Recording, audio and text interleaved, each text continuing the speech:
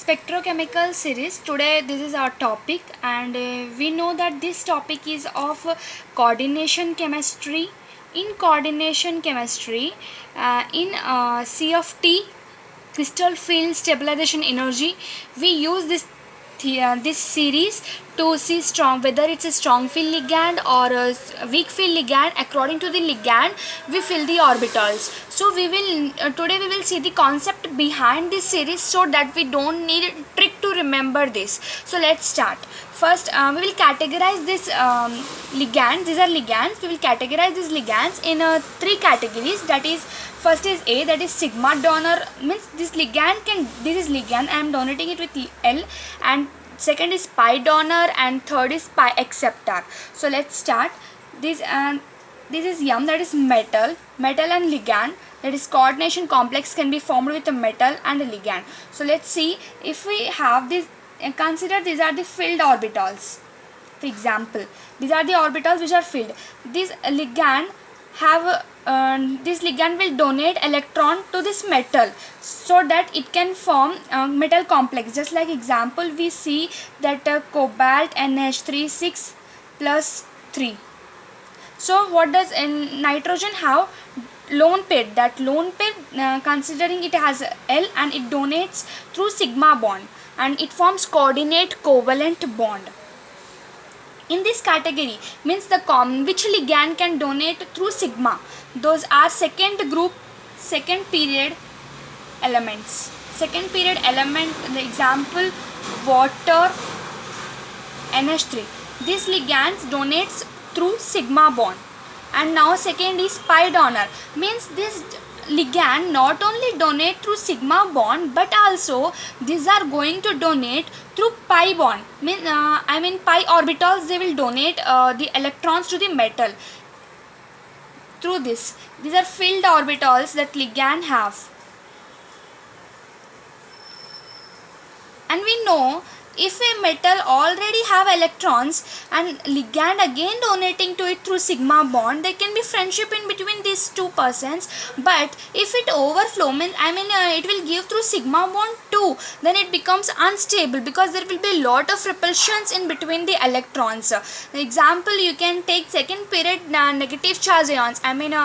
Example, hydroxy, like from water we get, and NH2 minus, iodine, chlorine, bromine. These are halides. These donate through sigma bond and through pi bond even. Means these are donating monodirectional, but donating in two ways, that is through sigma bond and pi bond, means making it unstable. Here already have electrons, still it is donating and making a complex. Now it is donating through pi bond, so it becomes somewhat instability will be there. And now we will see pi acceptor. Consider these are the filled orbitals of metal atom, and this is going to ligand is going to donate through sigma bond, and it's having pi orbitals, not filled pi orbitals, so it will take from metal, that is pi acceptor.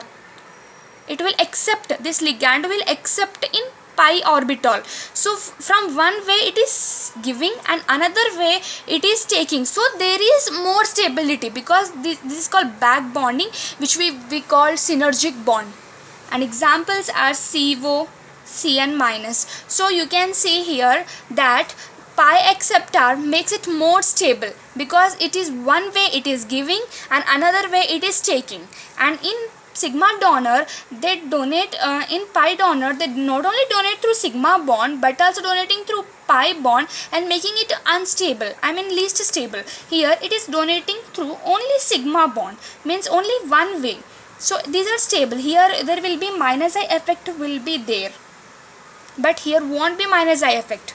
And here you can see that it's donating and it's taking and forming a pi acceptor ligand. So let's see what is how these are connected to this. You can see this CO, Cn minus, these are called strong field ligand, because we can interrelate them, that these are making it stable complex and bringing the metal metal complex to the lower spin, and lower spin means nothing but low energy, means more stability it is providing. And here if we see NH3, En, this all makes giving electrons through sigma bond, means making it stable, giving only through one way.